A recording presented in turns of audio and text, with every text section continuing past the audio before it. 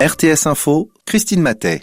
L'AVS est dans le rouge depuis des années. Les caisses de l'assurance vieillesse doivent être renflouées de 26 milliards d'ici 2030. Le Conseil des États est entré en matière aujourd'hui sans opposition sur la nécessité d'une réforme.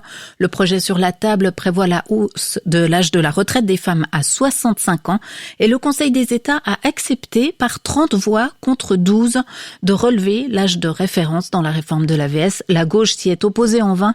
Elle y voyait un mauvais signal pour l'égalité. Cette mesure devrait rapporter 10 milliards d'ici 2030. Le débat se poursuit. L'Organisation mondiale de la santé en première ligne dans la lutte internationale contre la pandémie va réunir demain son groupe d'experts sur la vaccination pour étudier la sécurité du vaccin AstraZeneca. Elle recommande cependant de poursuivre la vaccination pour l'instant. Aujourd'hui, 4 pays européens, la France, l'Italie, l'Espagne et l'Allemagne ont également suspendu les vaccinations anti-Covid avec AstraZeneca. Un contretemps inquiétant face à la 3e vague de la pandémie. Berlin a fait état de 7 cas répertoriés en Allemagne liés à des thromboses de veines cérébrales chez des personnes vaccinées. 7 cas sur plus de 1,6 million d'injections pratiquées dans le pays, a précisé le ministre allemand de la Santé. Quant à l'Agence européenne des médicaments, elle annonce aujourd'hui qu'elle tiendra une réunion extraordinaire jeudi en raison toujours des craintes liées aux effets secondaires du vaccin suédo-britannique.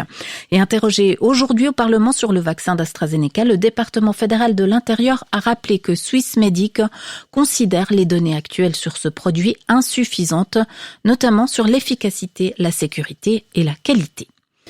Michel Platini, à nouveau devant la justice suisse. Aujourd'hui, le Français est suspect dans l'affaire qui a brisé son parcours de dirigeant du football. Resté plus de 6 heures au siège du ministère public de la Confédération à Berne, le triple ballon d'or a été interrogé par le procureur Thomas Hildbrand, qui le poursuit pour un paiement suspect de 2 millions de francs. C'était en 2011, aux côtés de l'ex-président de la FIFA, Sepp Blatter. Michel Platini témoignera aussi mercredi dans un dossier distinct qui vise le patron de la FIFA, Gianni Infantino. Une énorme panne au CFF, le système informatique était bloqué, rendait impossible la vente des billets depuis 17h ce soir. Outre le site internet et l'application CFF, les automates à billets et les guichets des gares étaient concernés. Mais pas de voyage gratuit, le système a été rétabli vers 18h30. La météo, la semaine s'annonce hivernale cette nuit. La limite pluie-neige s'abaissera, elle passera de 900 jusque vers 5 à 600 mètres. Demain, beaucoup de nuages toute la journée avec tout de même quelques éclaircies essentiellement en plaine. Les averses seront plus fréquentes dans les préalpes, elles vont s'estomper l'après-midi et la limite des chutes de neige restera entre la plaine et 600 mètres toute la journée. Retour de précipitations étendues demain en soirée et dans la nuit.